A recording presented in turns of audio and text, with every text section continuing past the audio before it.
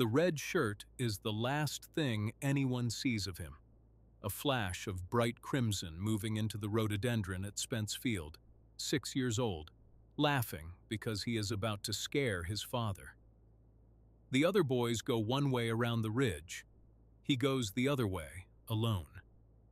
The adults are sitting on a log in a clearing called Russell Field, swapping stories, watching the trail.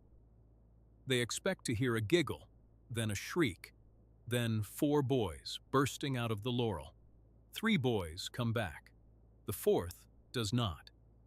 In the next 10 minutes, the largest search in the history of the Great Smoky Mountains will begin. And somewhere on that mountain, the question that has never been answered is already taking shape.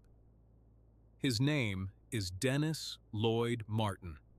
He is 6 years old, blond, small for his age, wearing a red t-shirt, green shorts, and what his family will later describe as Oxford-style shoes.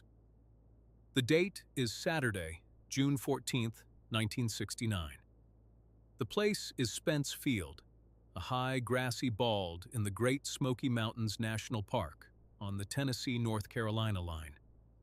His family has come up from Knoxville for an annual Father's Day weekend backpacking trip, a tradition that goes back years. Dennis is hiking with his father, Bill Martin, his older brother, his grandfather, Clyde Martin, and other relatives. They are experienced. They know this country. They have been here before. That afternoon, Dennis and 3 other boys from another family decide to play a small joke on the adults. The plan is simple. The boys will split up, circle back through the brush, and jump out together to startle their fathers. The 3 older boys go in one direction. Dennis, the youngest, goes alone in the other. He disappears around a bend in the trail and into the laurel slick. The plan is supposed to take a minute or 2.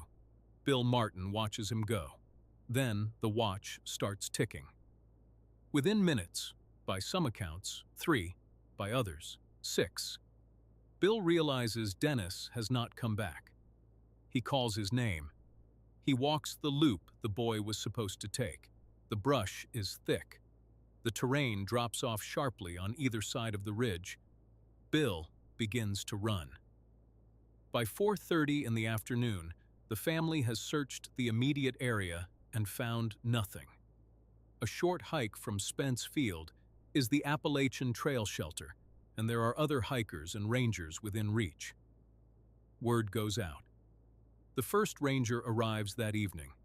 By nightfall, the National Park Service has been notified, and the search is escalating fast. Bill Martin will not leave the mountain. He stays out, calling for his son through the night. Then the weather turns. A heavy thunderstorm rolls over the high country. Rain comes down in sheets and keeps coming for hours, washing scent off the ground, washing tracks off the trail, dropping the temperature into the 50s. Dennis is dressed for a warm June afternoon. He has no jacket. He has no food. He has no flashlight. The rain falls all night. By the next morning, June 15th, the search has grown. Rangers, Green Berets from Fort Bragg, FBI agents, Cherokee trackers, Smoky Mountain locals, and volunteers from across the region begin to converge on Spence Field. At its peak, the search will involve more than 1,400 people combing some of the most rugged terrain in the eastern United States. Helicopters fly grid patterns. Tracking dogs are brought in, but the rain has erased almost everything. The dogs cannot hold a line. And here is where the case takes a turn no one expected. About 6 miles away, in a drainage called Sea Branch on the North Carolina side of the park, a family named Key is hiking that same afternoon. Harold Key, his wife, and their children are out for the day. At some point in the early evening of June 14th, roughly the same window in which Dennis vanishes, they hear what Harold Key will later describe as an enormous, sickening scream. It comes from up the ridge. Then, a short time later, The Keys see a man moving through the brush on the slope above them. He is rough-looking. He is carrying something on his shoulder. The Keys cannot tell what it is. The man sees them, ducks, and moves away into the trees. The Keys report what they saw, but there is a problem. Their account does not reach the search command in any meaningful way for days. By the time investigators take it seriously, the trail, if there ever was one, is cold. The Sea Branch drainage is searched, but it is searched late, and it is searched in the rain. The official search continues for 2 weeks. Crews work down every drainage that flows off Spence Field, Eagle Creek, Bone Valley, the headwaters of Hazel Creek. They walk shoulder to shoulder through laurel hells so thick a man can stand upright on top of the brush. They find nothing. No shoe, no piece of red cloth, no bone. No sign that a 6-year-old boy in Oxford shoes ever passed that way. On June 29th, the official search is suspended. Bill Martin refuses to accept it.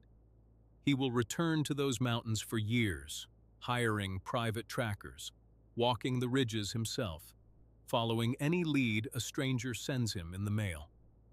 He dies in 2014 without ever knowing what happened to his son. There are details from the search that have never sat right. A black bear is killed in the search area in the days after the disappearance, and its stomach contents are examined. They contain nothing human.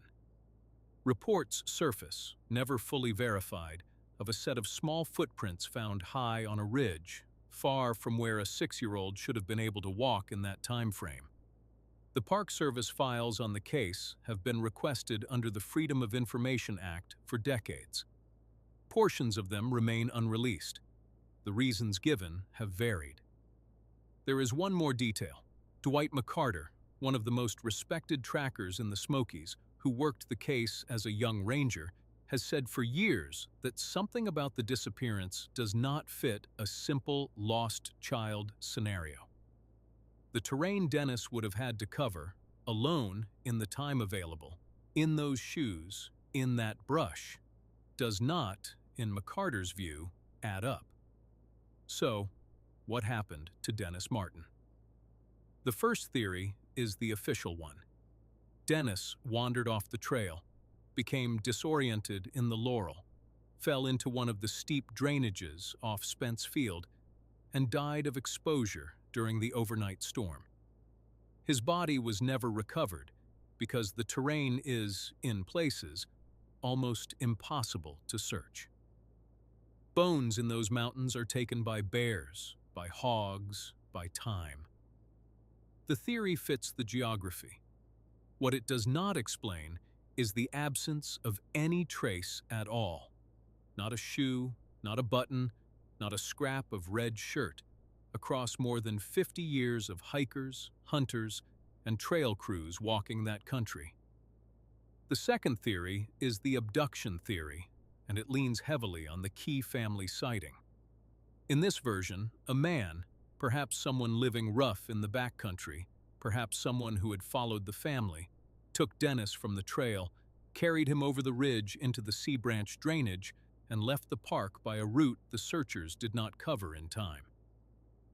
The scream the Keys heard was the moment it happened. What supports it is the timing, the description, and the behavior of the man on the slope. What undermines it is the distance. 6 miles of brutal terrain in a few hours, carrying a child, is a hard thing to do. The third theory is the animal theory. A black bear or a wild hog took the child quickly and quietly, and the storm did the rest. Predation events involving children in the Smokies are rare, but not unheard of. What undermines this theory is the same thing that undermines the first one. Something is almost always found. The fourth theory is the one that lives in the margins of this case, the suggestion, raised in books and online for years, that Dennis Martin's disappearance fits a pattern of unexplained vanishings in American national parks. Children, often wearing red, gone in minutes, in terrain that should not swallow them whole. There is no physical evidence for this theory.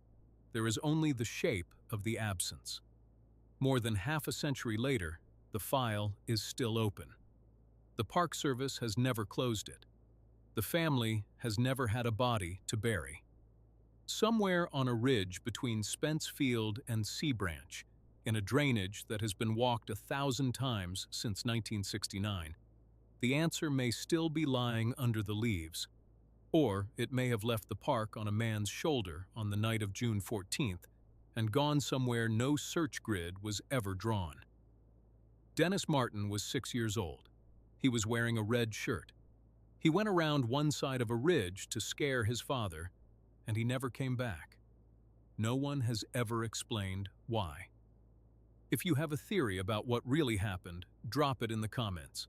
I read every one.